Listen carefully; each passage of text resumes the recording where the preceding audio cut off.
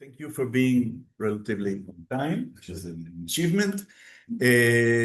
Well, I want to mention that we weren't sure. It's behind the scene. Oh, well, Jeremy was traveling, so we weren't sure that he would be on time. So I prepared. Can you present? I prepared the session to fill the place, but the session itself, I think it could be interesting. It's on Zionism and nature, which is a Oh, which is a nice, complicated topic, but we'll save it for other occasion. Yeah, and we're happy to welcome again Jeremy Bernstein to be with us. We had a lovely session in the last time, so we'll be able to continue. And I think Dima will be with us today also, Yeah. and Michal is with us. So it's very nice. And let's turn the Yeah, without. huh? oh, Or maybe Dima. can Yeah, almost see them. yeah, almost. You see them? The lighting isn't good, but we can see them, yeah. Okay. So, Jeremy, it's great to have you here again. Thank you very much. And we are in your capable hands. Okay. Thank you very much. And good evening. It's great to see you again. First of all, I want to say, Zev, that let me know when you do that webinar on Zionism and nature. I'd very much love to hear that from you. Topic also near and dear to my heart. Um, so you've had a couple of weeks to think about and digest the topic of the previous session. Now we have three in a row. Um, and last time, we talked about what for me is one of the most significant issues in framing how we relate to the environment and environmental issues, which is around the commons and the common good. And this week, I feel like it was important for me to do this as the second session because for me, it kind of fills in the second half of the picture. If last week we spoke about the commons and the common good and things that are not our own personal private property but are shared by all of us.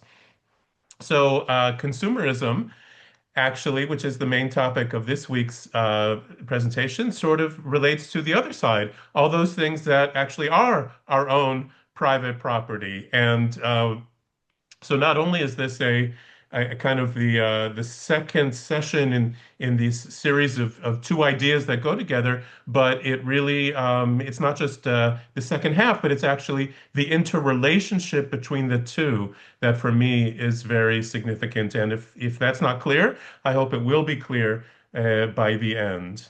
Okay, so I am going to start with my presentation with the screen sharing, but at several points, I want to sort of open things up for discussion, and so in order to facilitate that, Zev, etc., over there will be sharing with you a page, but not yet. Let me do my introduction first, and then he'll send around this page, which has more texts on it, more things to look at, and our first discussion questions. But first, my introduction. So let's see if we can do this here. Okay. Um, so you should see a blank screen, right? And now you should see my title slide coming into view. Yeah, Okay. yeah, we Does that see. work? You see? Yeah. Okay, excellent. Okay, so here we are again. Sources and resources. That's what I like to call this series. Um, and let me start with a question. Okay, this is like last time we had a little quiz with our images of commons. Here I have another question. Um, very different. All right. If there were an industry, a huge industry, a multi-billion dollar industry, whose sole purpose, right, their industrial goal, their commercial goal was to get you to murder or to commit adultery or to steal or to perjure yourself. Perjury is lying in court, right? To commit perjury. You might think that that's not such a great industry, right? You might wonder about its legitimacy. Okay, do you understand the scenario? It's a little strange, but Yeah. I have a list there. Murder, adultery, theft, and perjury. What do the actions in that list have in common? That's the question. Hmm. Does it sound familiar from anywhere? Yeah, commandments. Commandments. Okay, the Ten Commandments. All right, that is indeed, they are commandments 6, 7, 8, and 9 out of the Big Ten. So here's my question for you. What is commandment number 10? There already was a little bit of a hint. Sorry? Idols, no? Idols. I think No, idols is up there in the first five. It's at It's number not 2, I think. The first one. Oh. Idolatry. I think Can we cheat? It's last but not least. What? There's a confusion here. A confusion. Okay, that's good. That's good. That means we're going to learn something. Because commandment number 10 is the strangest commandment, in my opinion. It's a little bit often forgotten because we're familiar with idolatry and honoring your parents and the Sabbath and the ones that I mentioned, right? The big ethical commandments of how we relate to each other. So after talking about murder and adultery and theft and lying in court, perjury, number 10 is coveting, the prohibition against coveting. I'll read it in Hebrew and then in English. Lo tachmod. That's the word, lachmod. Lo tachmod beit re'echa, lo tachmod eshet re'echa, ve'avdo ve'amato ve'shoro ve'chamoro ve'chol asher le're'echa. Okay? Do not covet your neighbor's house. Do not covet your neighbor's, let's translate it as spouse, because it's whether wife or husband, nor your neighbor's manservant, nor their maidservant, nor their ox, their ass, nor anything that is your neighbor's. Okay? By the way, this is in Parashat HaShavua. I don't know how many of you are connected to the synagogue cycle of reading the weekly portion from the Torah, but this week in Parashat Yitro, we read the Ten Commandments. So we're very timely in this respect. Um, okay, so going on to the next one. What is, sorry, That what is covet? What is covet? okay, yes, that is going to be my first question. What does it mean to covet? Okay. Um, I don't know how it's translated into Spanish. Anybody know the Spanish word, the Spanish term? We may I'm not say familiar. desire, desear. Okay. Okay. Is that how it's? I don't know what is considered the most acceptable Spanish translation of the Old Testament, but yes. So to covet is to want something. So desire is a good one, but it's not just anything. Usually, it's referred to want something that isn't yours, and as it's made explicit here in the phrasing of the whole commandment, they unpack the term by saying things that belong to somebody else. Don't go around wanting things that are, as they say here, your neighbors, right? A neighbor in this respect is your fellow, the person that is in your community, okay? Not just necessarily the person next door, okay? Um, so if that's what's prohibited, that's coveting. And it's interesting that you're not familiar with the word because it is an old-fashioned word, okay? I'm not sure if this is a modern translation into English, so they still use the word covet, but it's not a word that people use in everyday language. And I think that it is not coincidental that people don't talk about coveting. In other words, I started this by saying, well, all these other things we definitely recognize as sins, right? Again, murder and adultery and theft. We know those are bad. We know they're sins. But talk about coveting, I don't think that we recognize that or consider it a sin, certainly not in the same way. Okay, so what are my other questions here? Okay, so why do you think if these are the 10 commandments, right? The sort of the big 10, in Judaism, we have 613 commandments, right? So, and these really traditionally don't get any special status, right? All 613 are meant to be important. But even so, when we talk about like Torah Sinai, the Torah that was revealed on Mount Sinai, it is reported here that this is what was said. This is the text. So these 10 things are really important. So why do you think the idea of coveting is in the Big Ten, the Ten Commandments, with those other very, very serious and grave sins? It reminds me something. Anybody want to take a stab? I think this is the source of all evil. Please talk. Ah, So Jeremy also will be able to hear. Talk louder. Yeah, a little bit louder. It just came to mind Go like ahead. this another seminar, the temptation of the temptation, right? So I Yeah. think it could be related to that. It's like, I mean, you're just if you're coveting, you're doing the same scene, but inside your mind, right? Yeah. So it was just Right. yeah, Okay, so that. Yeah. I heard somebody say the root of all evil. Did somebody say that?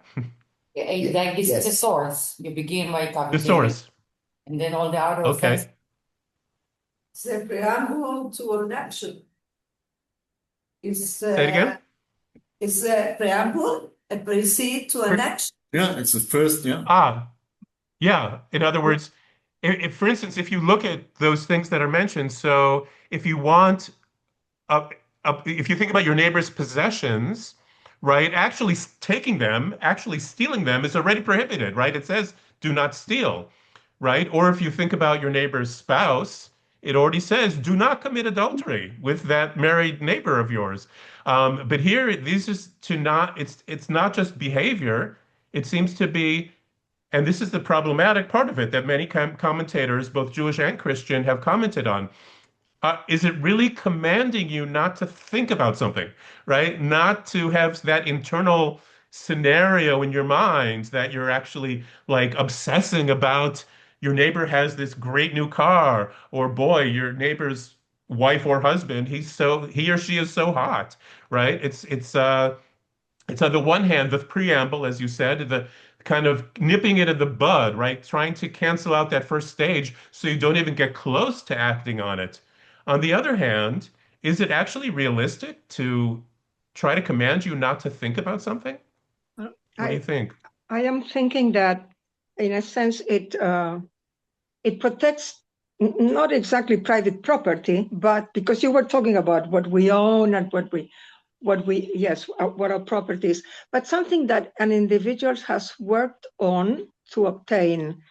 You work on a relationship, you work on, saving money for a house, you work on to have access to help in your job or in your work, the servant, etc.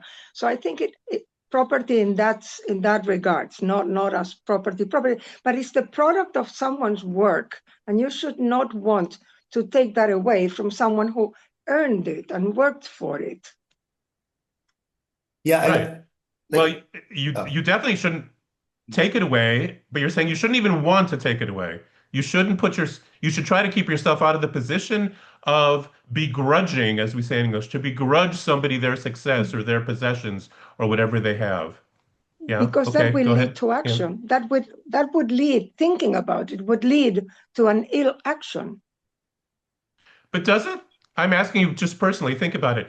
I mean, I don't know about you, but all kinds of things run through my head at various times in the day about all kinds of things, whether it be the ice cream that I shouldn't eat because I'm on a diet or something, and I let the thoughts go through my head and I don't act on them. So is it really so bad if we think about these things? It has to do with not being happy with what you have. Okay. Say more. I don't think I have more to say. But Okay. So in other words, it's not Alex. what the previous comment was about the other person who has the right to the things that they worked hard for, etc. So saying the coveting is focusing on them or your relationship with that other person. It's an interpersonal thing. But what I hear you saying, Michael, is that it's not even forget about the other person for a second. It's about your own inner spiritual life. right? If you give yourself over to coveting a lot, then it expresses a very deep dissatisfaction. So if you wallow in it, or if you allow to yourself to experience that, then you're really kind of sentencing yourself or putting yourself in a situation where you're less happy than you could be. You don't learn to be satisfied with what you have. You're always wanting more. Hmm. Was that a reasonable That's paraphrase? exactly. Yes. And Yeah. to my opinion, there is not just wanting more, but what is this more? And this more is signaled by the possessor of this thing that we could desire. I mean, there's a desire of being, not being myself, being another.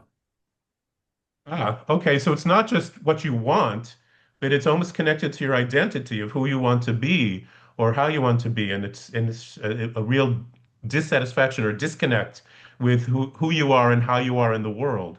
You Interesting. don't steal from everybody, or you don't wish from everybody. You wish That's true.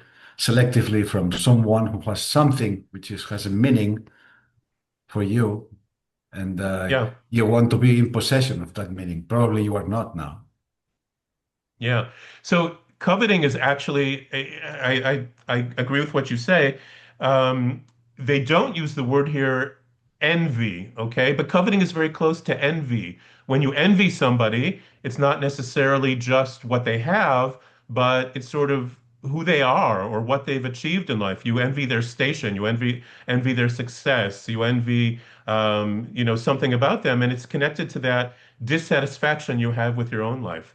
I think these are all very true, which is actually one of the reasons why, as somebody said, it's the source of all these other things. There are definitely Jewish commentators over the years, like Rav Saadia Gaon, the great ninth or 10th century Jewish thinker and philosopher, who really saw coveting as the root commandment, the most important, that it really sort of contains all the others. That if you can really, also because it's so difficult, right? It's relatively easy to not do something. I mean, even there are things that are hard not to do, but you actually know when you've broken it, right? You know when you've stolen from your neighbor. You know when you've murdered someone, God forbid. But are you always so sure whether when you've broken the Ten Commandment, right? When you've given yourself over to coveting, is it about that one thought, or is it about kind of stewing in this feeling that oh, your neighbor has this thing and you can't just get away from that. So it's very much part of kind of when you think about mindfulness or spiritual well-being, right? Those other things are just actions. This is like a key thing about your spiritual orientation to life. Which is why many people, even though it's so a little bit elusive or a little bit out of place, like I said, it's one of the weirder commandments, right? Telling you not to have these feelings or have these thoughts, but it's for many it's seen as central because exactly for that reason. Okay, here's my last question for the time. Oh There's yeah, ki- go ahead. Just a there's like a nice I don't know, like not the reading that you're supposed to have, but looking at these things, your neighbor's wife, his manservant, the maid servant, or ox, or his donkey, like, are these things that really should be belonging to your neighbor anyway? Like the question around property and like the what's worse, to rob a bank or to found a bank?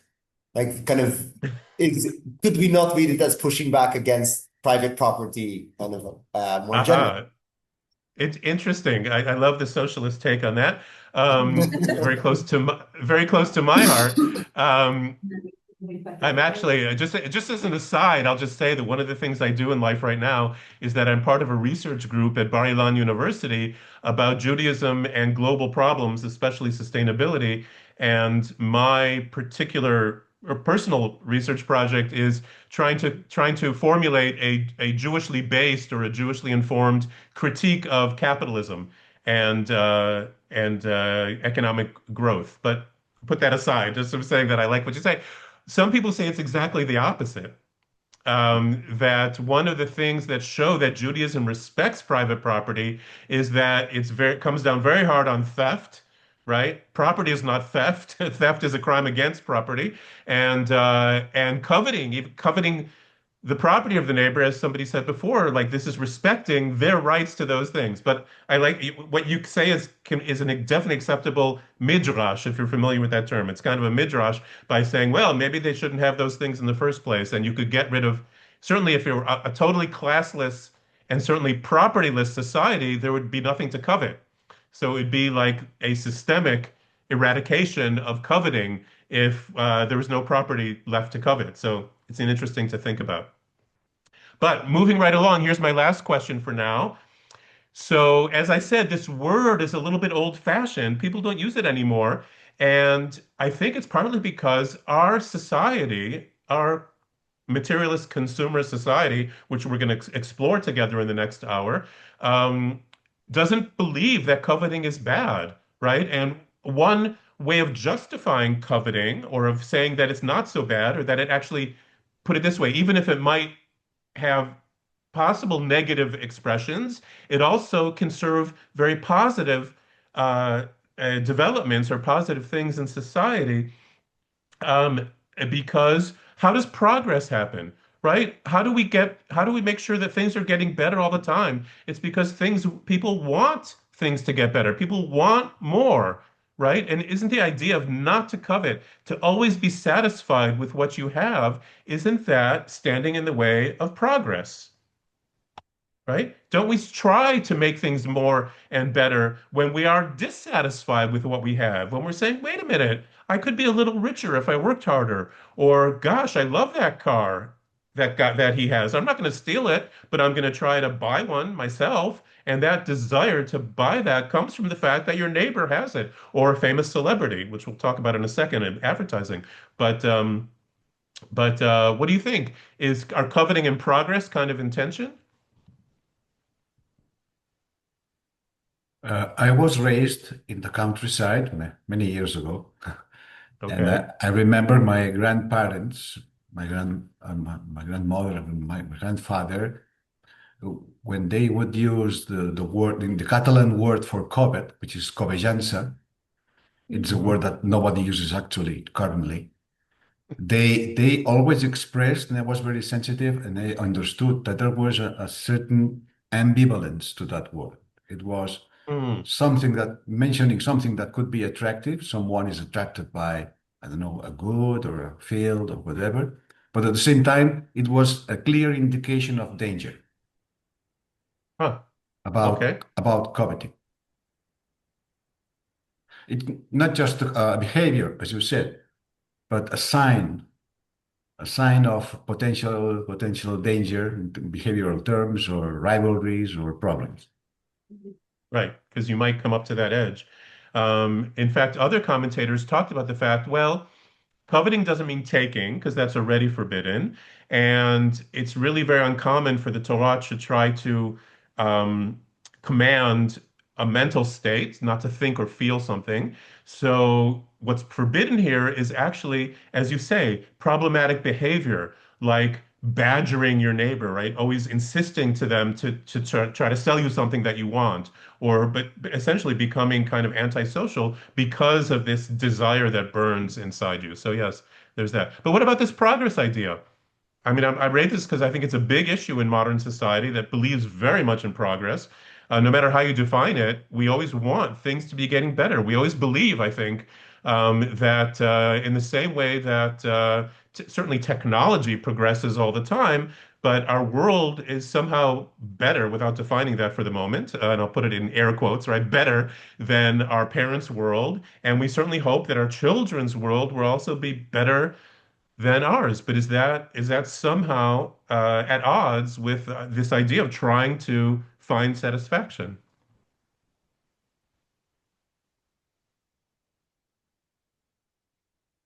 Okay, Yeah. give it another second if you can. Go ahead. I'm happy to leave that hanging for the moment, but go ahead. No, but I think that perhaps this commandment like clearly state about the limits of our society, about That's it. That's the idea that I have, the limits. Because we cannot, in this society, I have like, I'm going to be 66 years old. So I have been a lot of things. I have been how the world has developed. And for me now, it has reached to a point that is no limit.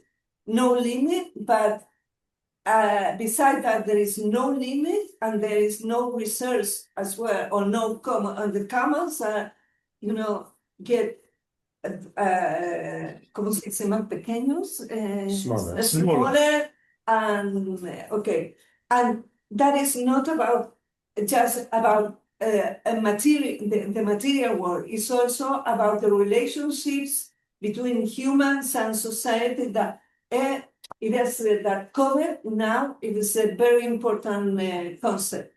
That's it. Okay. Great. Thank you. All right. Well, we can continue talking about this. This was just one sort of entry into this topic. Because hold on, I started by saying, is if there was a multi-billion-dollar industry that got you to murder or steal or commit adultery, etc., we wouldn't think that that industry is legitimate. But there is a multi-billion-dollar industry that gets you to covet, okay? That gets you to break the Ten Commandments, and that industry is advertising, okay? It's designed to get you to want things that you don't have, okay? Let's look at, I brought some pictures here. Those are covetous eyes wanting that. Here's an ad from the 50s before people realized that smoking will actually kill you. A random colorful thing. Oh, here's one I love. Conquer the wilderness with the muscular guy and the pickup truck. And here's my favorite ad. This is a real ad from a newspaper of Hyundai cars. And the title of the ad is actually what some people say is the message of every single advertisement that you will ever see, which is that greed is good. Okay? Greed is good because if you aren't greedy, you're not going to want to buy their car or buy anything else, right? That comes from wanting more and things. Okay? So here's my claim, and I apologize in advance if any of you are in the advertising and marketing professions, but it seems to me that one of the central engines of consumerism and material growth, and I would claim even overconsumption, is this phenomenon of advertising. And just to give you an example, you can Google or use the AI tool of your choice and say, how much does Coca-Cola spend on advertising every year? Global Coca-Cola. It's something like $800 million, okay, which to my mind is an unimaginable sum. I don't know how much $800 million is, but it's a lot. Even if it's a certain percentage of their global budget, they spend $800 million on advertising Coca-Cola. Now, why do I bring that up? First of all, because I can think of it's one of the brands that come to mind when I think of what is familiar to everybody. Everybody in the whole world. First world, third world, west, east, north, south. It's familiar to everybody. People know what it is, know what it tastes like. I personally don't like Coke. If I liked it, I probably would drink it, even though I think it's not very healthy. But plenty of people like it and drink it, etc. Now, whatever you want to say about corporations, I think we can assume that they're rational. In other words, that if they weren't spending $800 million on advertising, they would be selling less cola. All right. Now, what does that mean? What does that mean that for this entire world who is familiar with cola, who knows what it tastes like, it's not like a new product that comes out that you have to advertise so people know that it exists, right? It's there, whether it's classic Coke or Diet Coke or whatever version you like of Coke. And yet, if you don't keep seeing ads, banner ads on your internet, advertisements on television, wherever you see ads, and there are many different platforms where we run into ads these days. If you don't see those ads, you will drink less cola. Okay? Isn't that a strange thing? I mean, to me, it's right. And when you think about all the other things that are advertised about what we might not necessarily buy, except that we're getting bombarded by ads all over the place, it just makes you think about what, how do we define our own personal needs? Is there a difference between needs and wants? Where does coveting come in? Here, they're not necessarily trying to sell you something that actually belongs to your neighbor, but oftentimes they use the idea of what somebody has. Some famous celebrity has something or supports something. They will try to sell it. They will market it to you, and it's because of that envy that you see in them somebody you want to imitate, and for that reason, you want to buy the thing that they're selling. Let me stop for a second for comments. Any reactions to this particular interpretation of coveting in our day and age?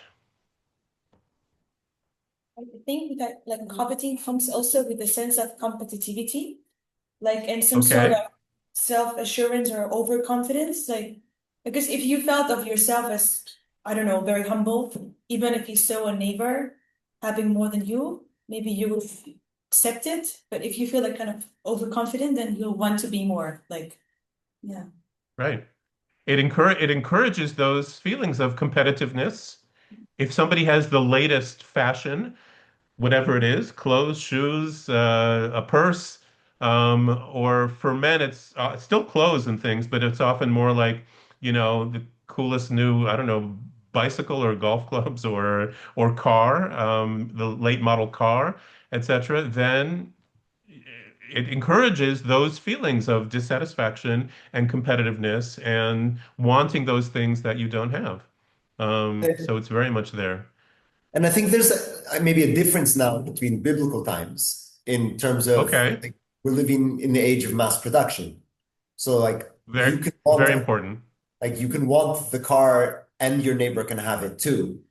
And you can see something and know that you can have it. Whereas in the past, everything was unique. So, if your neighbor had a donkey, you need to get that donkey. If you want that donkey, or you can get a donkey. Right. It's not exactly the same. No, No, it's a very important point because I, I decided this evening not to go. I have a whole history. I have a lecture on the history of consumerism because we think about, well, people have always consumed, and so they've always lived in a consumer society, but that's not true at all, right? Mass consumption only came into the world with mass production, as you point out, which is really only a phenomenon of the late 19th century, early 20th century, right? First, we needed the Industrial Revolution with all kinds of machines, and then we needed this thing called the assembly line, all right, which wasn't invented by Henry Ford, the famous automaker, but he perfected it such that the whole system of production using assembly lines to make a lot of items of one thing is called Fordism. Um, and it would have taken off even more so in those years, but along came the First World War, and everything was kind of focused on fighting each other. And then in the 1920s, there was kind of a growth of material culture, consumer culture. And then the world was set back by the Great Depression in 1929, certainly in the United States, but if, in Europe as well. And then along came the Second World War. So when we think about consumer culture, we're really thinking about what really took off only in the 1950s. Okay. Like my father, for instance, who was born in the 20s, he didn't grow up in a consumer culture, if only because, listen to this, in order to consume a lot, you generally have to be able to spend more money than you actually have, go into debt. And the major instrument that allows you to do that is the credit card. Okay. And the credit card was only invented in 1950. Before that, if you wanted something, you had to save for it. You had to save up money in order to buy that thing if you didn't have enough money. So there was a built-in limit to how much you could actually consume. The second you bring in credit cards and personal consumer debt, that is what allows people to go off and decide they need all these new things. And okay, I'll just put it on the card and pay in installments. And that's how I think something like 80% of households in the United States are in some form of consumer debt because of that. Okay, so that was just a little bit tying in. We're going to tie this now into into a little more discussion about consumerism and what it means. But go ahead. Yeah. Just a second. Delia has a question. Please, please. Yeah, coming back to what you mentioned before about progress, and I think we just slightly on that between the material and immaterial. I was trying to draw a connection between the 10th commandment and like today.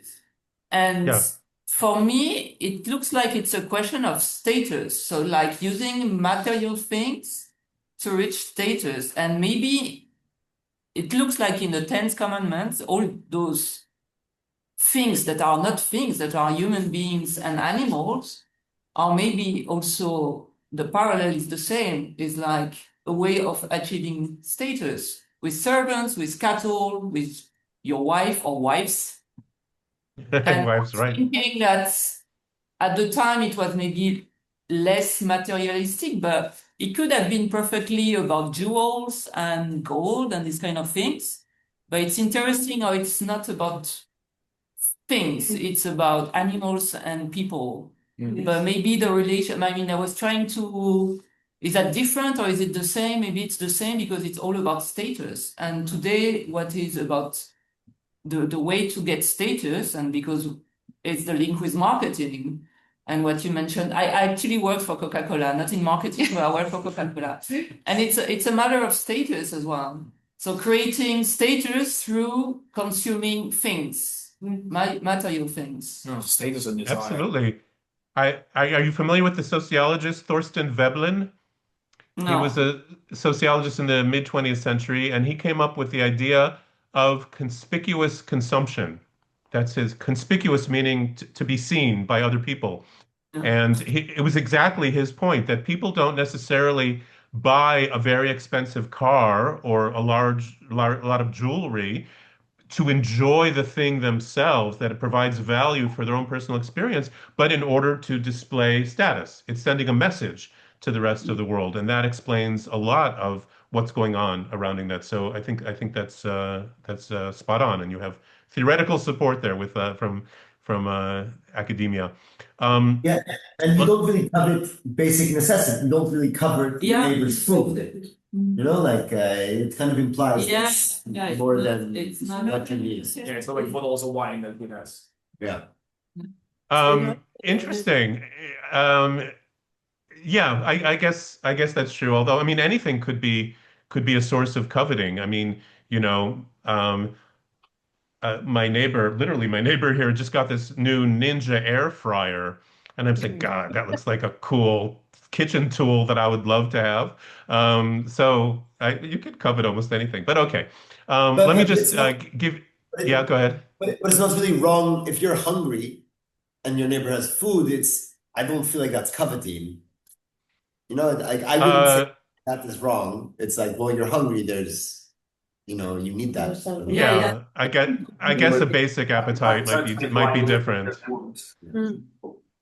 Right.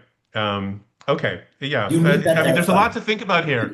I think it's a very rich topic, a very rich frame in which to think about our own personal, emotional, spiritual, economic lives around this idea of wanting. But let me just we were talking about, since the last word in the previous slide was about greed, I want to give you this quote, which is one of my favorites, because I often talk to environmentalists, like environmental professionals and environmental scientists and environmental engineers. And this is from Professor Gus Speth from Yale Forestry School. He's one of the leading environmental scientists in the world. And he said that I used to think that if we threw enough good science at the environmental problems, we could solve them. And I was wrong. The main threats to the environment are not biodiversity loss, pollution, and climate change, as I once thought. The main threats are selfishness and greed and pride.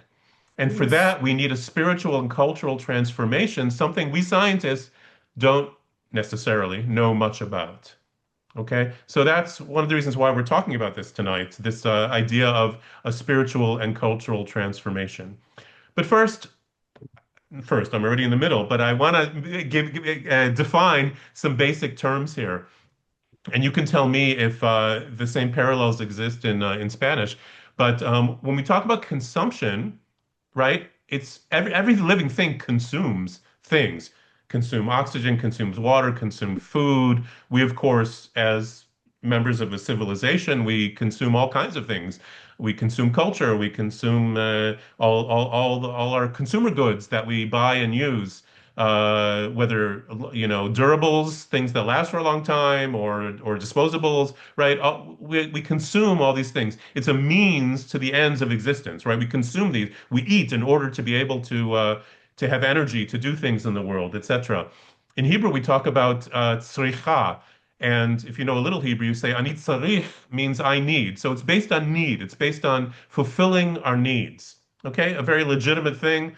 All living creatures need to be able to fulfill their needs. Otherwise, they can't exist. Certainly, they can't thrive. Okay? So, what is this other word? This other word is consumerism. All right? An ism is an ideology. One of the reasons why Judaism is not a very good name for who we are, but that's just an aside. Okay? Once something is an ideology or a culture, we talk about consumer culture, right? It's not a means to something else; it's an end in itself, right? And consumerism usually refers to, as I would define it, the commodification of every relationship and function. Okay, or most interpersonal and other relationships and functions. Okay, so it's an ideology or a culture, and it's even a way of spending time, right? Think about it. When you go off to do errands, as we say in English, or in Hebrew, lasot kniot, you usually have to take a list. You say, oh, I need this and that from the supermarket, and I need this from the hardware store, and you go out and you buy those things, and you come home, and thus you have fulfilled your needs. But in Hebrew, we have this lovely word called shopping, lasot shopping, to go out and shop, to do shopping. It's different than just to go out and make your necessary purchases. You can do a whole day of shopping in a mall, and you don't necessarily take a list, and you might not even buy anything, but you have spent your day basically doing a cultural act of consumerism, of going to places where everything is bought and sold, of thinking about those things that you might want to buy. You might not come back with anything, or you might come back with 10 big bags full of things you didn't know you needed. But once you put yourself in that situation, you realize that you actually did need them, or you wanted them, or at least at that moment you wanted them and you brought them home. Maybe the next day you'll decide you didn't need them or want them, and you may or may not return them. That's a whole other story. But consumerism becomes a way of spending time and, even more importantly, fulfilling emotional and cultural needs through purchasing and through possessions. Okay? Does that same distinction exist in Spanish? Yes. Yeah, Consumo, consumismo. consumismo. Okay. So, another comment? In Chile, they also have the word shopping. We used to say, vamos al shopping. Yo voy de shopping. I'm going to shopping. Pero shopping. Okay. That's like that. It's not an accident that I mean, as you know, I grew up in the United States. I'm a little bit an expatriate living outside the United States, and so I often have very critical things to say about American culture. But I mean, consumerism, I think, really started in the United States and was very much exported um, to the rest of the world. And so it's no accident that the English word shopping has been also exported to those other languages. Some people, just to get back to Coca-Cola, I promise it's not my only pet peeve, but they talk about Coca-colonialism, right, as the idea of American material culture conquering the world through its brands and through its corporations. Okay, um, this quote, which is actually taken from a lovely animated video that's called The Story of Stuff. And if you're interested in this whole idea of consumerism and consumer culture, I recommend that you just Google The Story of Stuff and you'll find a whole list of videos. And the first one is very good. And what was interesting is, as I said, this all started in the 1950s And here, this might sound like a critique, what I'm about to read, but it's actually a description of the field, of the profession of marketing by a marketing analyst himself, a guy named Victor Libo. And he says, our enormously productive economy, right? Remember mass production and the idea that we're actually making a lot. If you make a lot of things, you have to sell a lot of things. So our enormously productive economy demands that we make consumption our way of life. Okay, this is very much informed kind of the American worldview in the 50s and 60s and later, of course, but demands that we make consumption, in this respect, consumerism, our way of life. We convert the buying and the use of goods into rituals, that we seek our spiritual satisfaction, our ego satisfaction in consumption. We need things consumed, burned up, replaced, and discarded at an ever accelerating rate. Okay. Again, myself coming from a critical perspective, I couldn't have phrased it any better. But he was actually trying to explain to his fellow workers in this new field of advertising what their job was, what is their mission in life. Okay. Um, so I've sort of set this up as like, oh, consumerism is this horrible thing, and I haven't really explained why. So I want to explain a little bit, and I'll go through this list. And I don't have particular questions for you, but if you have any comments or reactions, if you disagree or have some, I don't know, personal anecdote, then feel free to share. Just sort of barge right in there, okay? So, what's wrong with consumerism? So, first of all, and since this is in the context of environmentalism, let's put first and foremost the environmental problems with consumerism. There's this phrase throughput, which is a combination of input and output. Okay, so it's not only resource depletion, using up resources to feed our consumer appetites, but it's also the immense amount of waste that is created by those same consumer appetites. Okay, and there are a few, I won't go into all the little cartoons and comics that I put here, but there are many sort of popular memes about consumerism, where here you see the level of the seas rising because of climate change, and here the guy in the top floor is saying, "Oh, it was worth it. We had cheap flights and big cars and little plastic toys in our cereal, so of course it was fine."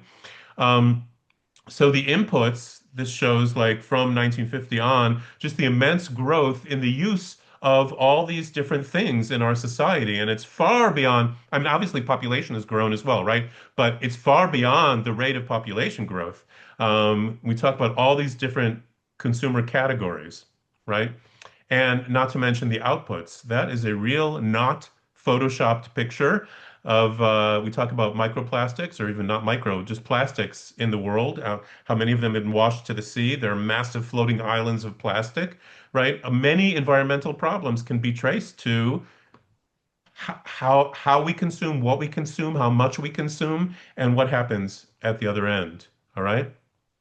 But the environmental is really only just one side of it, right? Think about the psychological side of it. The whole idea that we are meant to be always a little bit or a lot dissatisfied, that there's stress, that the idea that shopping can be therapy, right? That you don't feel good. Oh, I'm going to go out and buy something new for me. Then I'll feel better, right? Just think about how weird that is. I mean, I mean, I think many of us identify with that, but it is just a little weird in that respect. And if there's so many things in our life, education and therapy and all kinds of, I don't know, even new age or wellness kinds of things like meditation, etc., that are trying to help us achieve some kind of sense of self-worth, some kind of sense of being satisfied, of not being totally overwhelmed by modern life. And yet, advertising and marketing and the whole idea of consumer culture is one of the things that works directly opposed to those things which many of us actually work in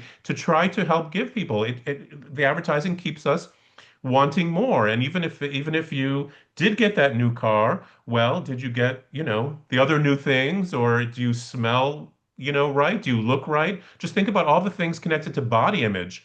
it used to be just a woman's or feminist problem, but certainly for men as well.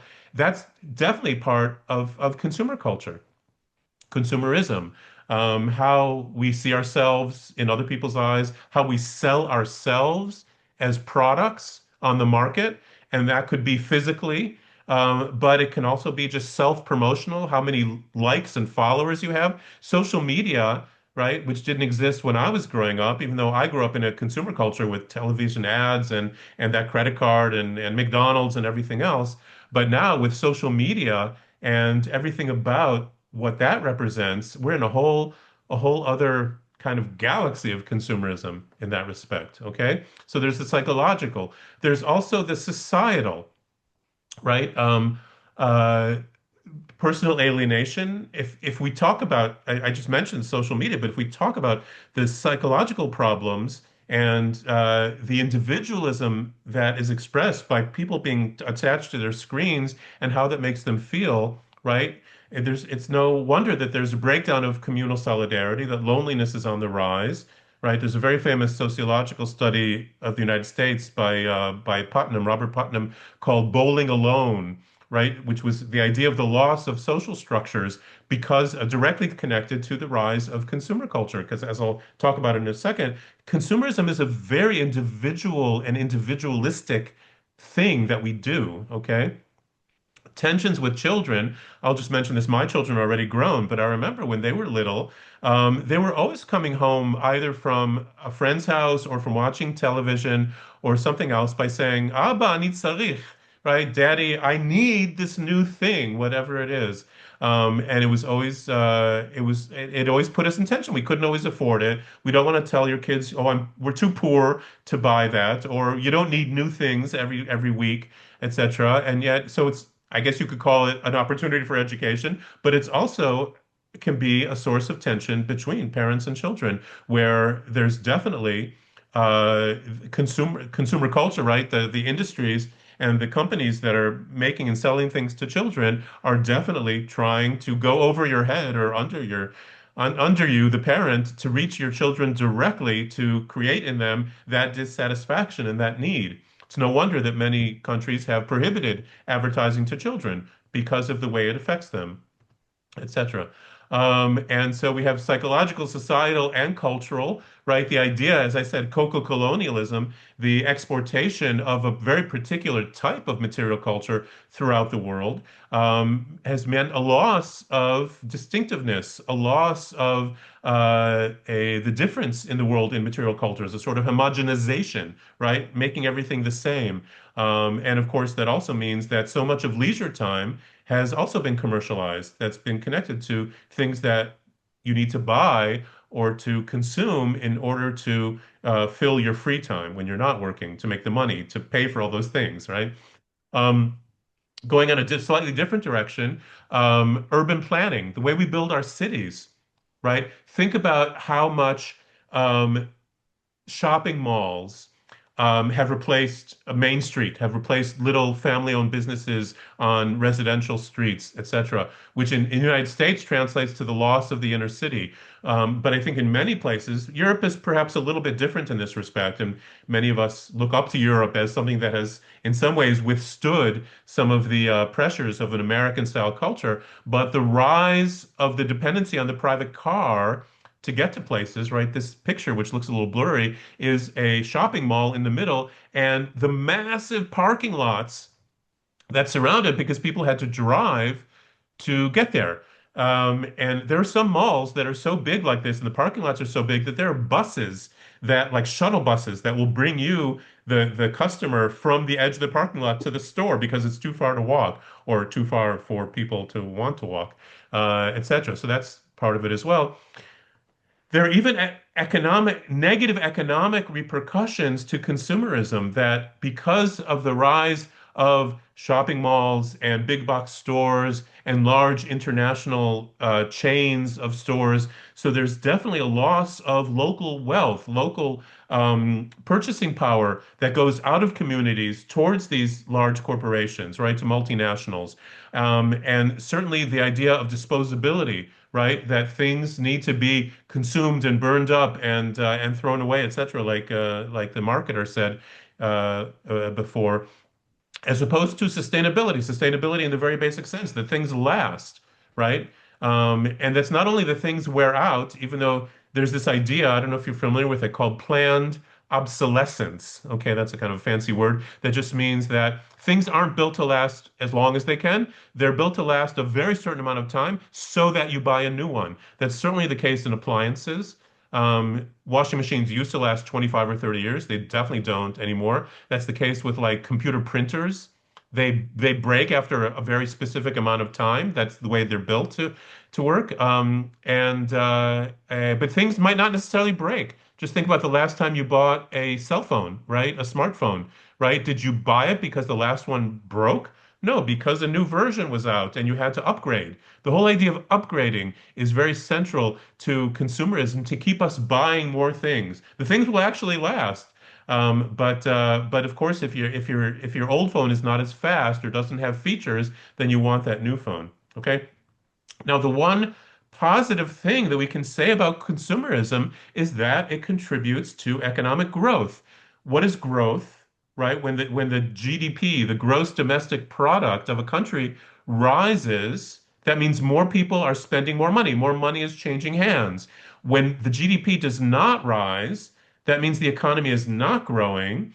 If that happens 3 quarters in a row in a year, then you're in a recession. Okay? The one thing that every economic system, leading economic system in the world, whether it's democratic socialism or American capitalism or, I don't know, Putin or the Chinese, whatever they differ in terms of economic policies, they all pray at the church of growth. Okay? They all believe in the centrality of growth. And you can't have growth without any consumer culture, without people actually wanting to buy more things. All right.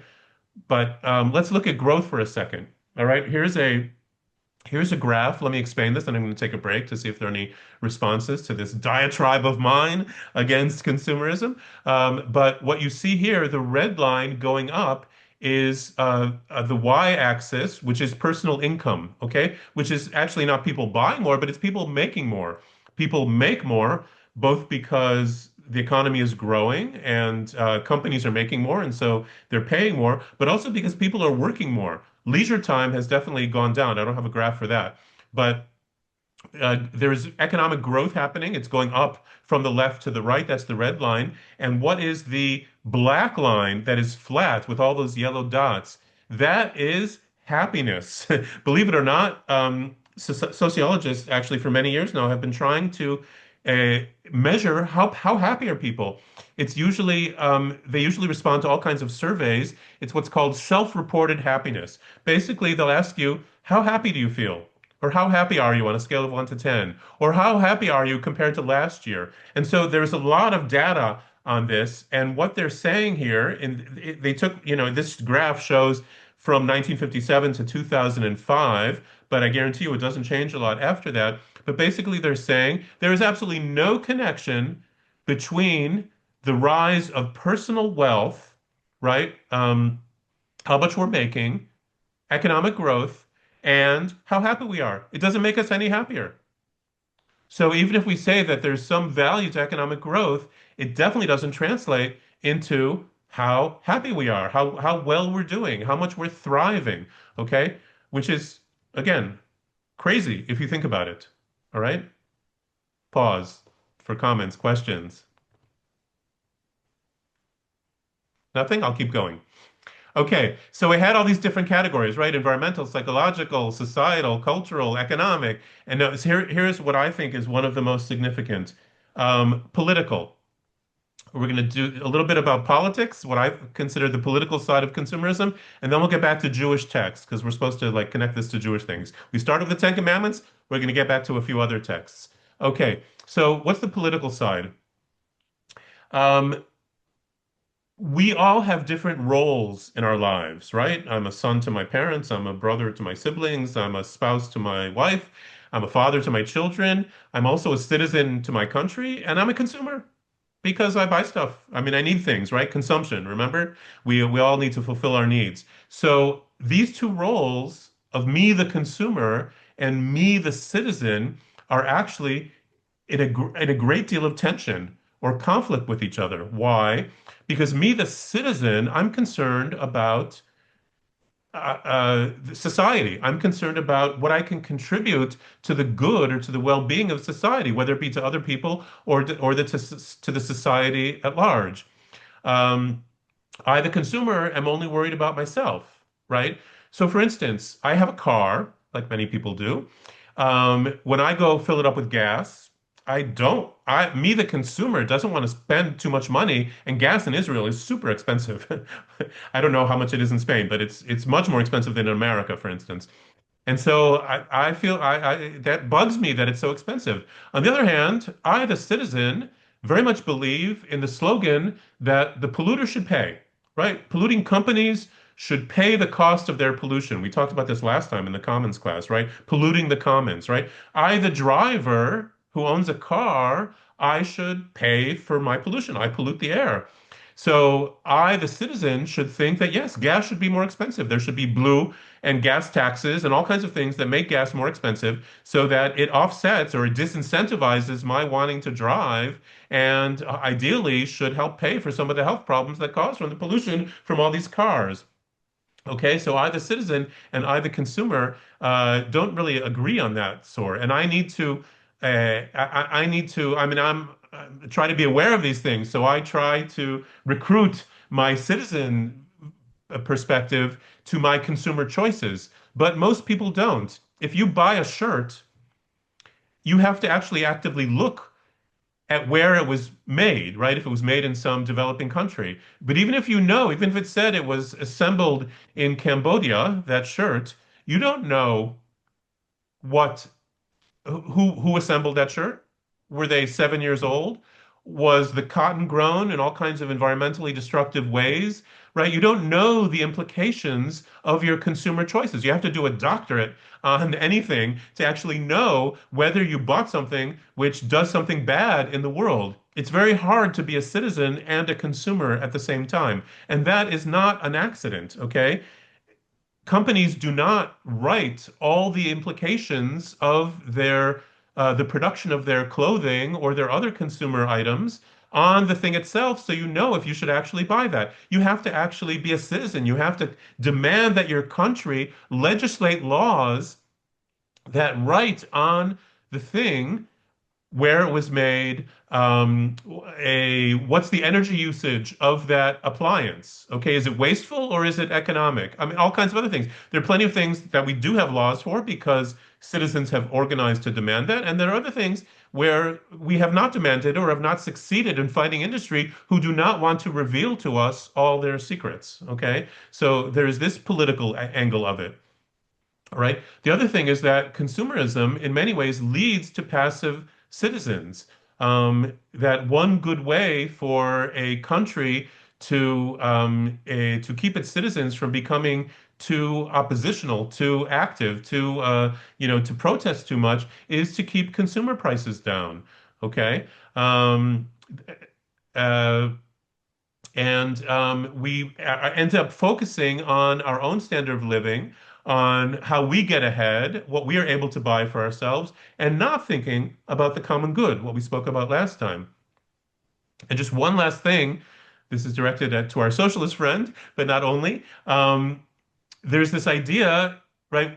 Usually when you say the word capitalist, it means that you're opposed to capitalism. It's kind of a critical word.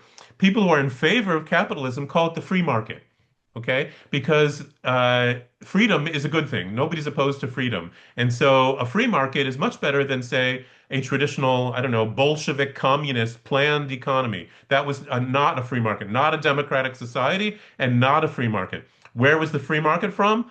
Democratic United States of America. I won't go into whether United States is still democratic or not, or if it ever was, but the idea is that there's this idea, this association in people's minds between a free market and free society and free individuals, and that the market is somehow an expression of democracy.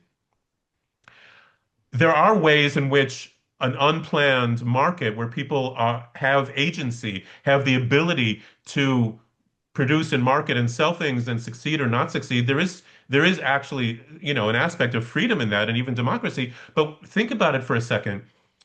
A basic assumption of democracy is one person, one vote. Okay?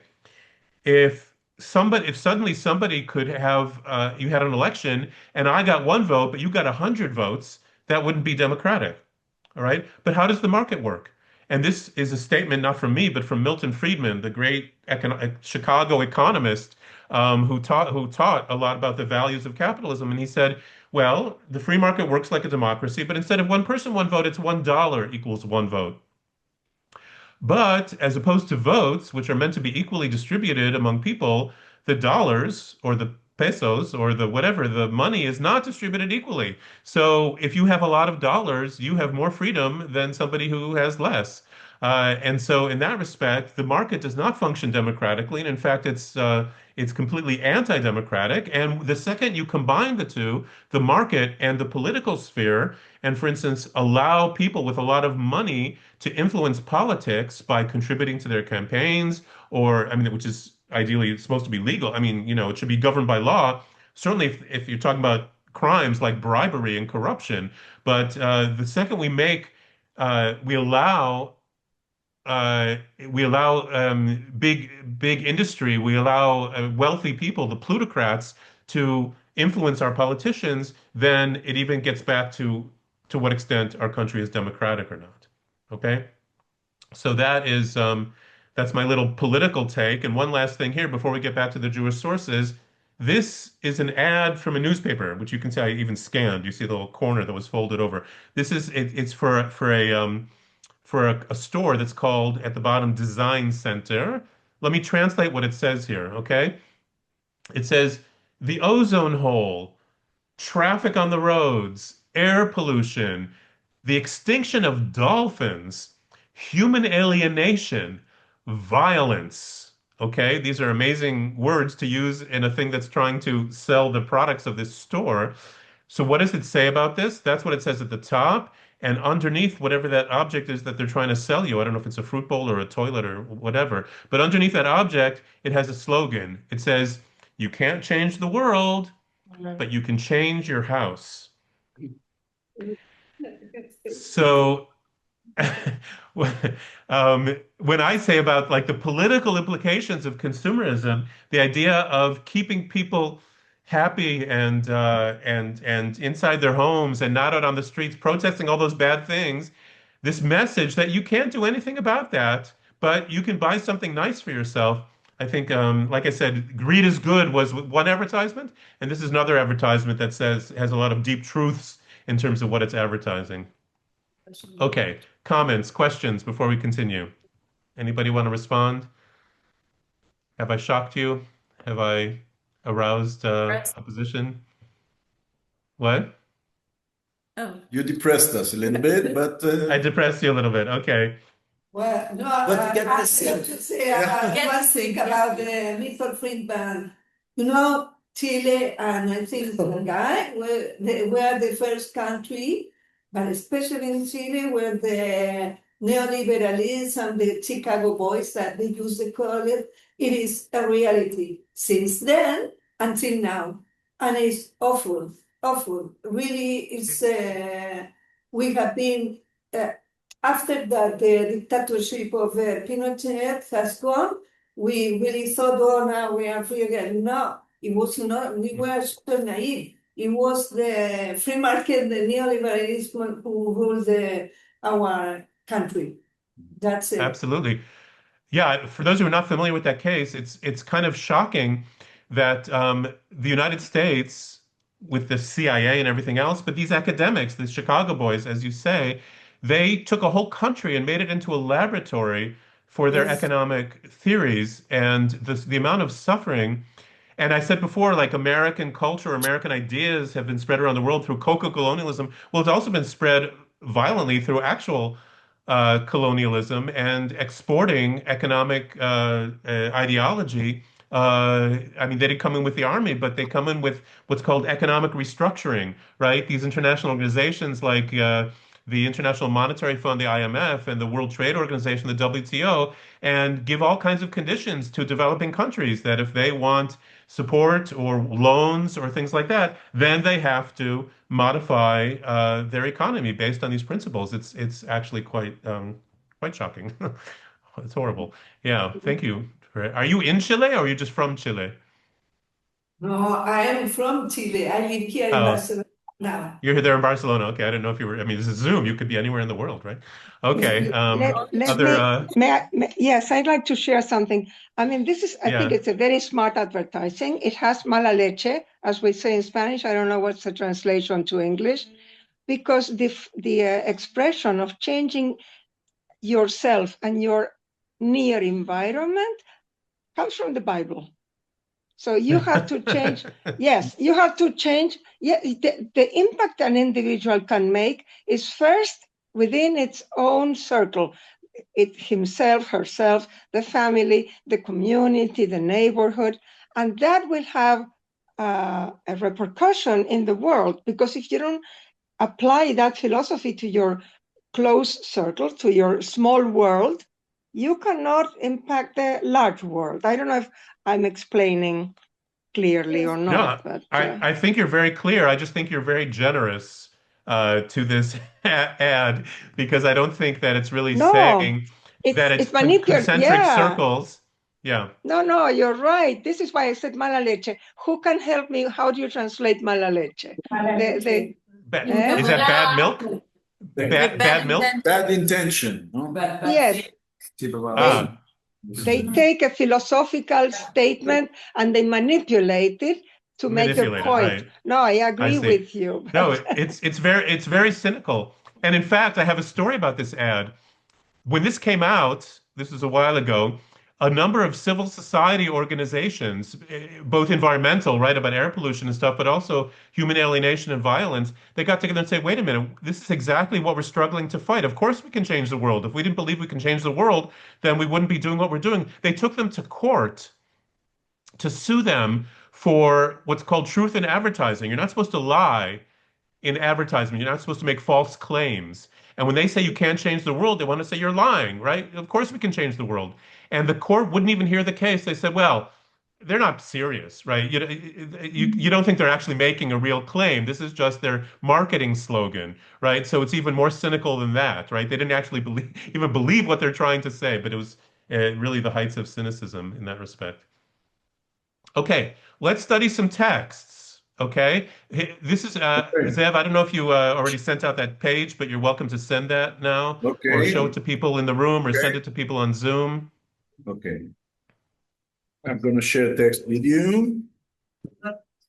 Yeah. Pass it on.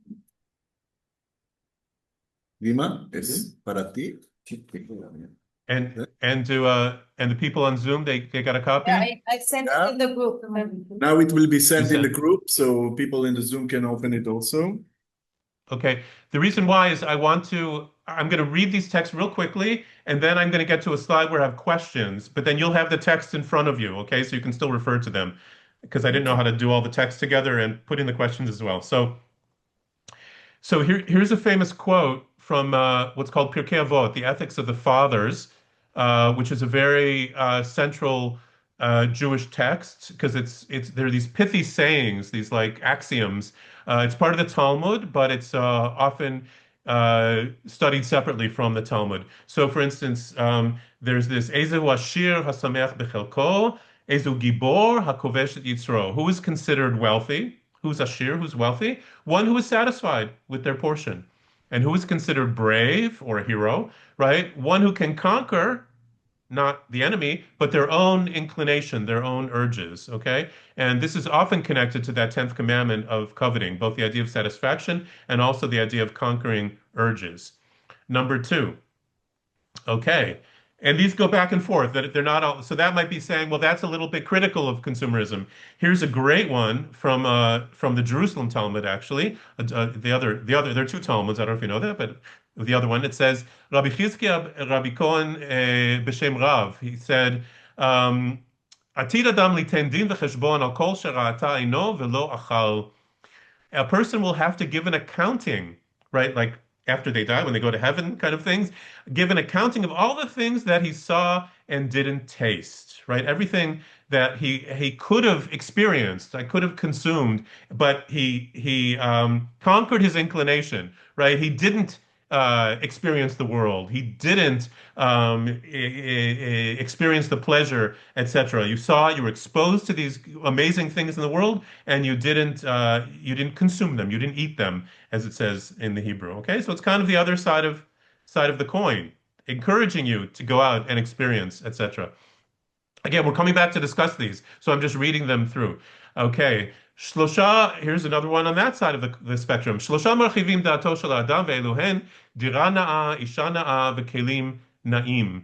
Okay, so three things will broaden or enrich or enlarge the spirit of a person. Okay, in other words, contribute to a person's well-being. Having a nice home, having a nice spouse. They say, of course, wife, but I think it goes both ways in this direction. A nice spouse and nice things. Having nice things, fine possessions, contributes to your well-being. Okay. Source number 4. Here somebody said something about non-material envy, right, or non-material coveting. מצינו חמדה שהיא מותרת, והיא חמדת התורה והמצוות, וכמו שאמרו חז"ל, קנאת סופרים תרבה חוכמה, והחמדה והקנאה הזאת היא מותרת ויש לאדם שכר עליה. So this is actually from a medieval philosopher named Bachya, Rabbeinu Bachya, and he says that we have found chemda. Okay, I didn't go into the whole word here, but that thing that's prohibited, right? Lo tachmod, don't covet, is actually a very positive word, right? Ele chamda libi. These are my heart desires. It's a very good thing. When you talk to somebody you like, you say chamudi, my beloved, or things like that. So it's actually the idea of chemda is not necessarily a negative thing, but here they're saying we have found chemda, the thing that was prohibited in the 10th commandment, covetousness, that is permitted, that's not prohibited by that commandment. And that is coveting, chemda Torah mitzvot, that's coveting Torah and commandments, wanting more Torah, wanting to observe and celebrate the commandments. As the sages have said, the envy of sages, or the envy of scribes, the envy of authors even, kinat sofrim, will multiply wisdom. In other words, if what you covet is spiritual, right? Oh, I wish I were smarter. I wish I was more wise, etc. That's okay. That coveting and envy is permissible, and a person will see a reward because that will contribute to your spiritual growth. It's not about materialism. It's about spiritual growth. Okay? But and that is backed up by a non-Jewish thinker who I very much appreciate, a guy named E.F. Schumacher. There's an institute in his name, the Schumacher Institute in England. He wrote the book Small is Beautiful, which is well known in certain circles. I don't know if you're familiar with it. You should check it out. I don't know if it's still in print. A person's needs are infinite, right? When we talk about what we need, we can't put a boundary on them. But you can't fulfill infinite needs, certainly not in the realm of matter, right? Infinite fulfillment is only achievable in the realm of the spirit, not in the realm of matter. On the other hand, the great designer and architect Philip Stark said, everyone needs things they don't need. I love that, right?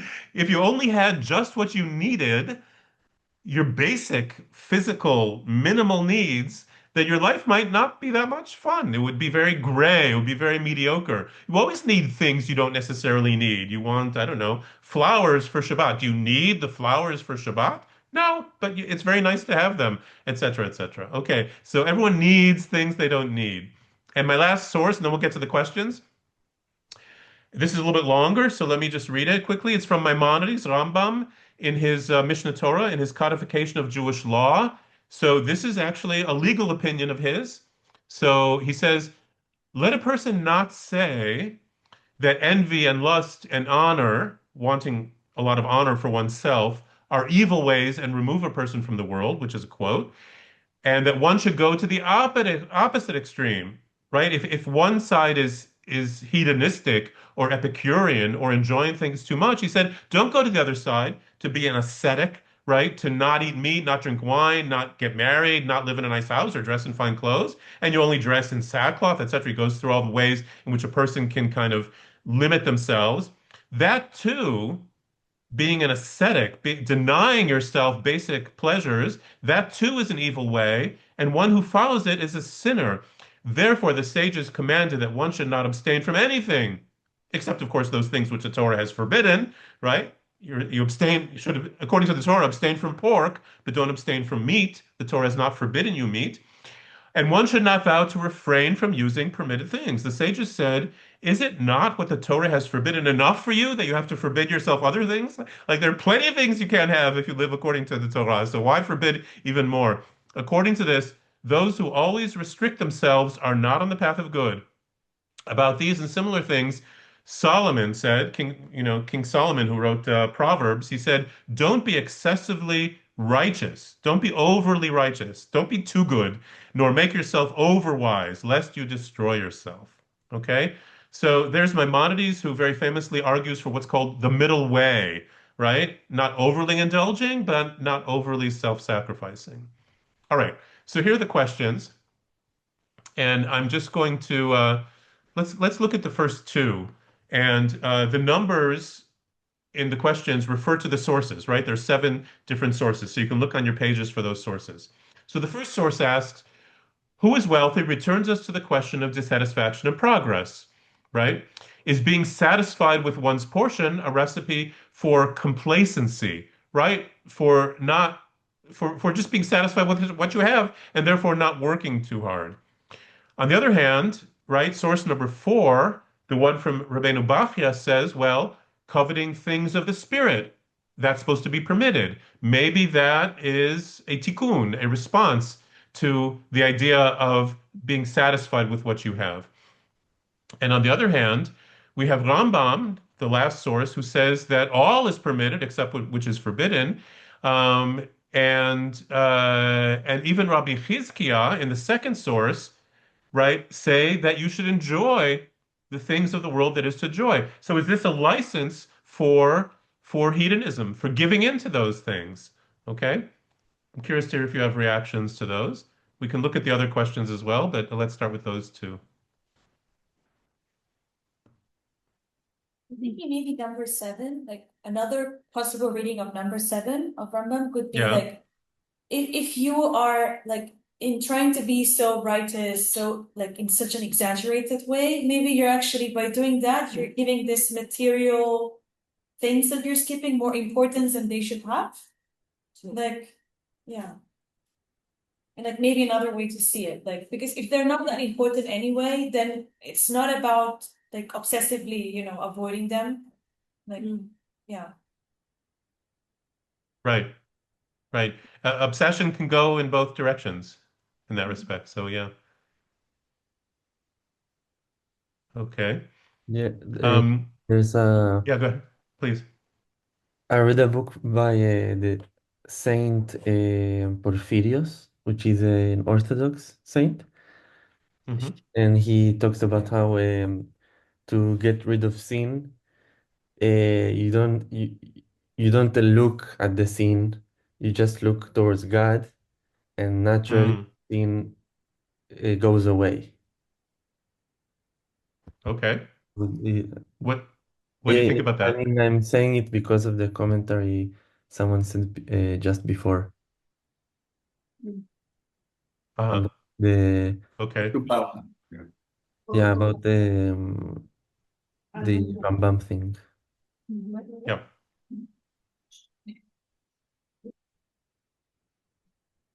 Okay. Other comments? Let me jump to the last question because I think this is a very central distinction or central concern, right? Sources number 5 and 6 talk about our needs. What do we need? And Schumacher said that, our needs are infinite. One could argue that our needs are not infinite. Abraham Maslow, the psychologist who has sort of this pyramid of needs, was able to sort of define a very small number of needs, and the rest of the things are wants, right? We can definitely say that our wants might be infinite, but then it raises the question, how do we know when something is a need, and how do we distinguish that from a want, from a desire? Do you have any thoughts about that? Because I think that's central to the consumerism question. We often convince ourselves that we need something, even though we just want it. But not wanting something is not bad necessarily. But if we realize that we don't need it and we just want it, then we have to say, okay, well, do we want to spend the money on it? Is it something that I'm going to want next week as well? I mean, it raises all kinds of other questions if we can divide the world into needs and wants. But sometimes that's very difficult. I think a Christian answer would be that there's nothing in this world that is really something we need. I mean, Okay. Air, water, food, love. we need it to live, Right. but like God is what we actually need more than anything else. And if we die or we live, it's secondary. Ah, okay, because spiritual life is really something different than our physical life. Yes. And the eternal life is different than temporal, than this world's life. Yeah. So Okay, I see. there's also the idea that desire is like the peak of desire is to desire God. So you so it has to do with coveting, I think, because yeah, I mean there's like it's the most pleasure and any other pleasure that you can find in this world. If you rely on it, it becomes it's insufficient. So you can't rely on it. Right. It's not the source of ultimate satisfaction. Yes. Interesting. I mean, it's good that you phrase that as a Christian answer because while Judaism doesn't deny what's called olam haba, the next world, the world that is coming, the future, eternal life, etc., we don't place nearly as much. I mean, we Jews believe all kinds of things, but in general, we place much less emphasis on the future world and a lot of emphasis on the here and now, and our physical and material lives. I mean, halakha is all about how we do, pots and pans and a lot of laws about money, for instance, and things like just really how to live in this world. And so I think a Jewishly informed answer would take us in a slightly different direction. But it's interesting to compare the two. Mm-hmm. Any other comments? Well, respond to yes, I have a lot of trouble with all of these because really, for example, if I live in Africa, what does it mean this to me? If I'm, I don't know, whatever, I have to raise my children, I have no food, I have no water. I think, like, ironically, we said with my daughter, these are the problem of the first world. So, right. So, but really, really, the point now is that we are in a break point that sooner, well, I don't know, soon, pretty soon, the situation of the war about the commons and the resources are going to be restricted. So, for me, last week we were about to celebrate Tu B'Shvat. So we have with some people from here, we have prepared some study, and it's amazing because one of the texts that we put in our text, it was this one from the pets that you already showed. That's one of my favorites. Oh, really? Yeah, really, yes. So we are synchronized. Which But Yes. we are synchronized. But the point that I want to touch that perhaps he said that neither the science, well, in his point of view, it was the science, neither the science, neither the economics, neither nothing is going to solve this problem because the approach must be from another and complete point of view. So perhaps cultural, I don't like to talk about spiritual world because it's pretty misunderstood, but from the cultural spectrum, perhaps we can have this approach. So for me, all these texts are super nice, but really, really, I have to ask to me this question. That's it. Yeah.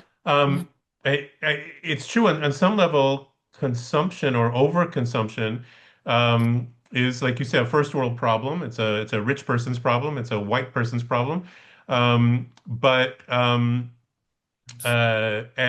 I'm having this discussion among people who I think are part of that culture, so I think it's relevant to all of us. But it's also an issue in developing countries because the question is also what is the model that they're striving for, right? What are the cultural ideals that they want to implement in their lives, right? If they don't have enough food to eat or clothes on their back or it's hard to get through the hot, dry summer or the cold winter, um, they often have a dream of not just surviving, but they want to be like those rich Americans, right? Through Hollywood or things like that. And so the idea of what the question of what the ideal is, I think, is relevant the world over. In fact, that leads me to the next slide. That this is kind of a funny graph. It's not really mathematical, but the x-axis, the one on the bottom, is how much consumption, right? And the y-axis, the one going up, is happiness. So at the bottom left-hand corner, we don't have a lot, we don't have enough, and so we're obviously not very happy about that. I mean, sometimes people can find even happiness or satisfaction with a very meager material culture. But again, if you're striving for survival, which is the first part of that line, you consume a little more and you're able to survive, so you get a certain level of happiness. But consuming more gets us out of survival mode and into comfort, and consuming even more gets us to luxury, and consuming even more, as you see, it doesn't keep going up. That happiness doesn't keep going up, as we saw in the previous graph. It can even go down in the sense that when you have so much, there's a phrase, again, from Pirkei Avot that says, Marbeh nechasim, marbeh da'aga. The more property you have, the more worries you have. And so the idea of this curve, which is called the happiness curve, I didn't make it up, is that there is some point there where you've reached a comfortable point where anything more is not going to add to that comfort. And so that's enough, right? What is enough in our lives? It's a question we don't ask, I think, hardly at all. I don't know if we talked about this last week at all, but the idea that a that we have both a private, personal conversation, but also a social conversation. What is a lifestyle that is enough, that we can stop accumulating, stop consuming because we have what fulfills that? The whole idea here is, as I say here, why does that dotted line keep going up? Well, that is disconnecting what I call here the good life from the life of goods. It means you have to keep striving for more happiness, even as you don't consume more. That's the spiritual coveting that we said before. We want more wisdom, more enjoyment, more friends, all kinds of things that raise our happiness level without increasing our consumption level. So I don't know if that helps clarify things. And there are plenty of ways to, I'm going to skip that. There are plenty of ways to do that. Plenty of ways. And here, I'm drawing to an end. I realize our time is almost up, but I want to say just two major things. So the first one is that there's a connection between this week and last week. That if we can fulfill our material needs not through personal consumption by buying things, but through our communities, that our communities can help provide our material needs. There are things that are called libraries of things, free cycling, collaborative consumption, time banks. I don't know if these concepts are familiar or strange, or if you have any examples. In Spain, we have them in Israel. I assume you have some things like this. But basically, the idea that you can get the fulfillment of something not necessarily from buying it. Just to take the example of libraries of things, right? We all know what a library is, books. It's a good thing they invented the lending library about 200 years ago, because in this day and age, we could never invent a library if it didn't exist. You think publishers would allow people to get their books for free rather than selling them? They would see that as an infringement on copyright. What is this idea that someplace has these consumer objects that they give out for free? What is that? So that exists, and we all accept the importance and the need that libraries fulfill. But why is it just books? Why shouldn't there be libraries of things? And there are in different neighborhoods. Again, I don't know about Barcelona, but why shouldn't you be able to borrow a drill if you need one for your house? Why should you own a drill? How often do you use a drill? Or a barbecue, or a suitcase, or all kinds of things that we don't use all the time. Why should you buy them if you can have in your neighborhood a place where they have these, just like you have a library? So that's just one example of all the ways that actually the commons and the way we create abundance in the commons can actually be an antidote or an answer to consumer culture. So I just wanted to put that out there. Skip that one. All right. This is my final little thing, connecting Jewish sources here. It's a little complicated, but it shouldn't be too much to handle. And again, since we're reading the Ten Commandments this week in synagogue in Parashat HaShavua, I wanted to connect it to another text. The Ten Commandments, right? I mentioned, so we see that they actually all 10 here on the left-hand side. People are familiar a little bit with the Torah, with the Chumash, the Pentateuch, know that the Ten Commandments actually appears twice. It appears in the book of Exodus, and it also appears in the book of Deuteronomy. However, what many people don't know is that a version of these 10 things appears also in a different place where it's not labeled as the Ten Commandments. In the book of Leviticus, Sefer Vayikra, the third book out of the 5 of the Torah, in chapter 19 of Leviticus, all the 10 things of the Ten Commandments appear. Except since we started off by coveting, I'm going to show you something really interesting, which I think kind of closes this all up and kind of wraps it up nicely as one message, okay? So if you're with me, follow along, okay? The Ten Commandments are on the left side, and Leviticus 19 has the 10 things from the Ten Commandments that come out, and this is according to the order of the verses. The verse in chapter 19 is in parentheses. So for instance, it starts out, the first commandment, I am the Lord your God who brought you out of the land of Egypt. In Leviticus 19, that also starts out, I am the Lord your God. So in the Decalogue, in the Ten Commandments, it says no idols. And then further along, in Leviticus 19, it says, don't make idols. Okay, so you see the parallelism. So just moving along, don't swear in vain, don't take God's name in vain. And in Leviticus, it also appears further down, don't swear falsely. Okay, Decalogue, the fourth commandment is keeping the Sabbath. And in Leviticus, it says very explicitly, Shabtotai tishmoru, keep my Sabbath. Okay, so there are all those parallels, and even the fifth one, honor your father and mother. And in Leviticus, it says, fear your mother and father. You can do all kinds of examples. What's the difference between honor and fear or respect? And one says father and mother, the other says mother and father. But you see, so all the first 5 commandments are of definite parallels in Leviticus. Let's keep going. Don't murder. Don't stand by the blood of your neighbor. In other words, don't allow for a crime of violence to occur. Not exactly murder, but very close. The blood of your neighbor, etc. Don't commit adultery. Don't profane your daughter. Don't allow her to commit a sin of sexuality. So we have the sexual sins there. Don't steal. Don't steal. Exactly the same. Don't be a false witness. Don't lie. Okay, so those are 9 of the 10 commandments. And then we have don't covet, right?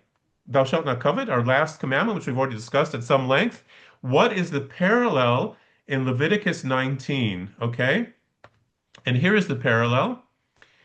Don't covet is parallel to one of the most famous verses of the Torah, which is from Vayikra Yutet Yudchet, Leviticus 19:18, which is Ve'ahavta l'reacha kamocha. Love your neighbor as yourself. Okay? Now that might seem like it has nothing to do with coveting, right? Don't covet your neighbor's house, spouse, donkey, etc. And here it says, love your neighbor as yourself. Why is this considered the parallel? What can we learn from connecting these two verses?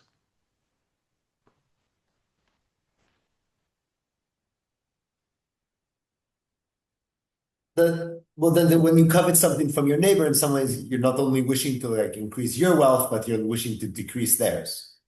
So in some ways, there's this mutual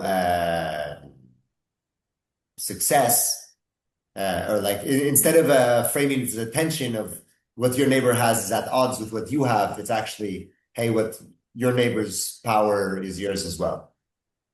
Yes. I thought you were going the direction that it's sort of like a zero-sum game. If you want it for yourself, then you're going to deprive your neighbor of it. So you're not supporting your neighbor in that respect. Yeah. But then love your neighbor as yourself is the opposite of that. Is the opposite of that. Okay. Both of them. What else? And also, well, somebody said before, but I think this have to do with love, with loving yourself, with the beauty side that you have about yourself and your neighborhood. The cover is, I think, the contrary of how you call this, baja estima.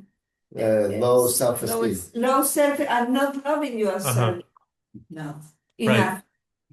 Well, Yes. That's the idea that to love your neighbor, you have first to love yourself. I mean, in this commandment, first you need to love yourself. But also can be no comparison. Otherwise, you just cannot move to even to the next step. Yes. If you're feeling fulfilled, then you don't probably need to covet anything. Exactly. Yes. I think it's rather that everybody's kind of the same. Where I mean is that, like, if you start, firstly, it's maybe comparing, but maybe it's also, if you love your neighbor as yourself, then you kind of assume that your neighbor and you are not that different. It's actually all the same thing, and then it's no point of wishing something else if there's no someone else. If you have something which is slightly different from what you have, maybe the way we see it is it's not too coveting, but just like, oh, I'm happy for them, you know? And you know, like a change in attitude. But it's also, you don't separate yourself from them, right? If you act as almost one community, one family, right? Then there's no point on kind of wanting something that somebody else has because it's what you have as well at the same time. Right? I don't know. Maybe. Yeah. First of all, I think this comparison is very rich. It really brings out a lot of different things about interpersonal relations. On some very basic level, right? The idea of coveting is you look at your neighbor and you say, oh, my neighbor has that, I want that for me. Whereas when you say "V'ahavta l'reacha kamocha," love your neighbor as yourself, it's saying, I want things for myself, I should want them for my neighbor. Right? It goes back to that idea of being a consumer and being a citizen.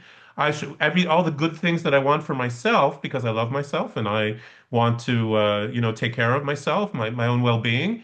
To love your neighbor as yourself is to say whatever do unto others as you would have them do unto you.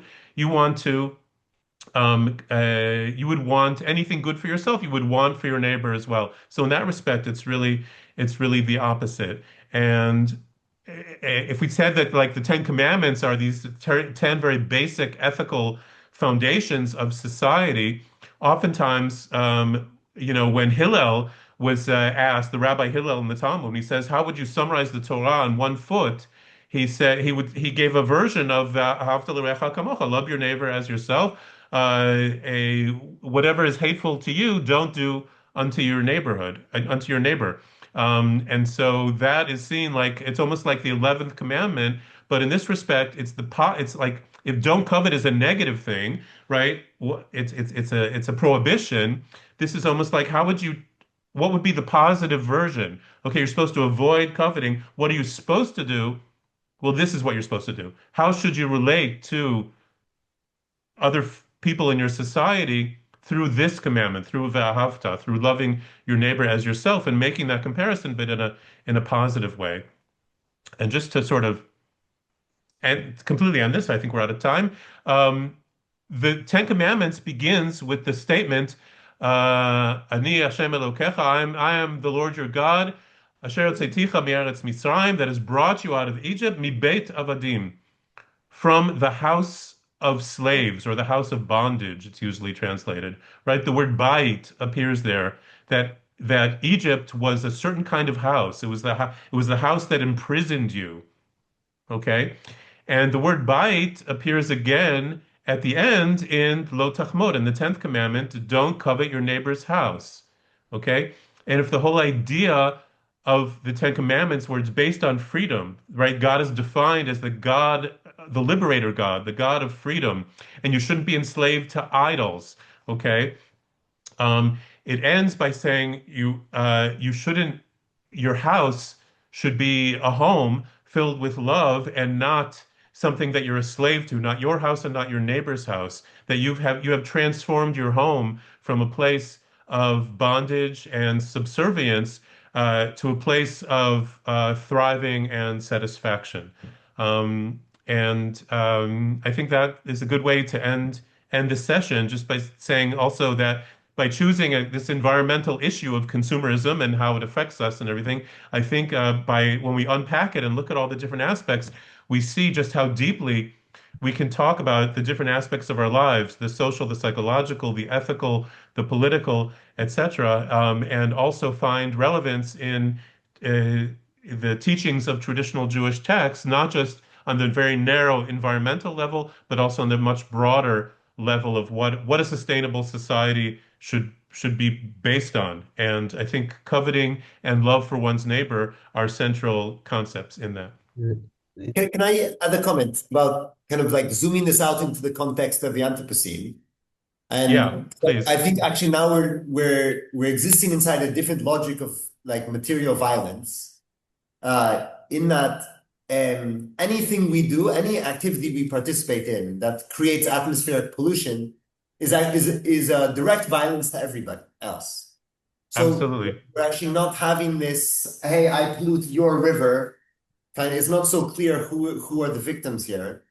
And then I don't know, like there's something itching me from this middle path of Maimonides, but also this love your neighbor as yourself thing. I think the logic has changed here, and that the loving our neighbors as ourselves is like also this applying this logic of the impact, like the impact of all of our actions. If this love we apply to our neighbor, it means responsibility. It means exactly this accountability and responsibility.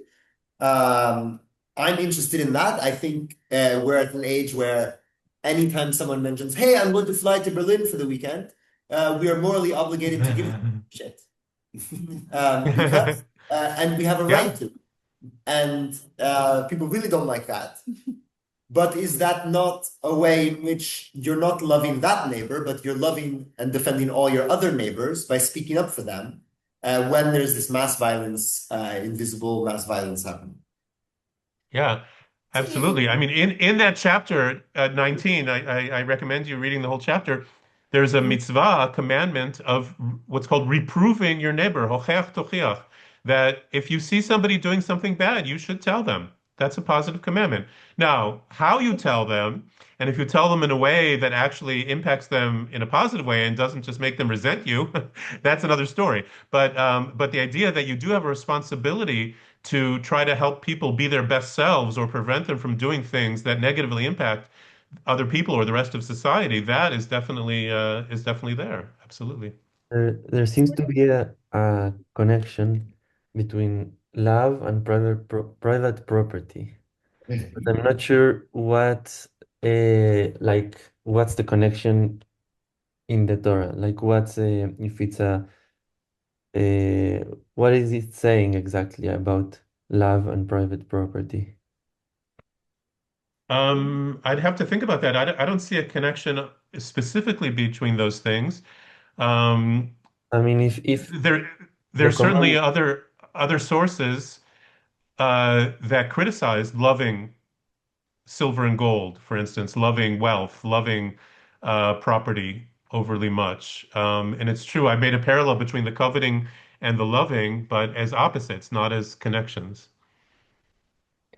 but in the commandments, if there is the first version is to not covet your neighbor's property, basically, their Right. house and their things and their wife, which is maybe we could consider it in the eyes of what it used to be, also private property of the man.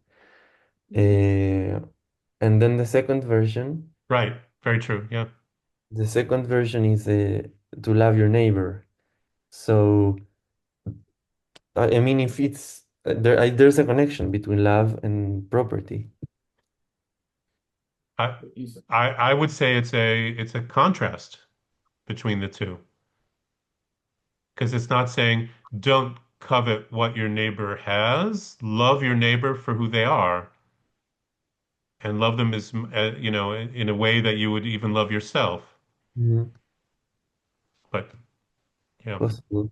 Anyway, I think we have to finish for tonight, but we shall, as we say in Hebrew, tam v'lo nishlam. This is finished but not completed because we have another two sessions, and I'd be happy Yeah. if this I don't know gets you thinking about all kinds of things. You're certainly welcome through Zev to communicate to me if you want, if you have any questions or comments or responses to write me with them, and I can try to relate to them next time as well. But we have two more sessions with two other different topics and focuses, but they're all related, so it's all connected. And I Jeremy, look, Thank thank you you. very much. Really Thank grateful you. for it. It was fascinating and hope to see you okay. next week. And to you Yes. also, and guys on the Okay. line as well. Thank you very much. Okay. Thank you. Thank you. Looking forward to it. Hasta la próxima. Hasta la próxima. La próxima. Bye bye. Sí, no sé si será él.